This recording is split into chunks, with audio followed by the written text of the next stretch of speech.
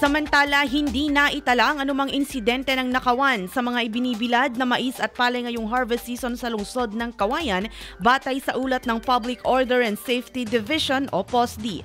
Sa panayam ng IFM News Team kay POSD Chief Pilarito Malilin, sinabi niyang malaki ang ipinagbago ngayong taon kumpara noong nakaraang taon kung saan may mga insidente ng nakawan sa mga aning palay at mais. Aniya, ngayong taon ay wala pa ni isang kaso ng pagnanakaw sa mga ibinibilad na palay at mais ngayong cropping season.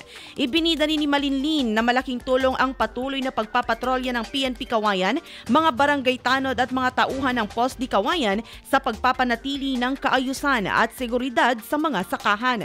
Gayunpaman, pinaalalahanan pa rin niya ang mga magsasaka na maging mapagmatiyag at bantayan ang kanilang mga produkto upang maiwasang masalisihan ng masasamang loob.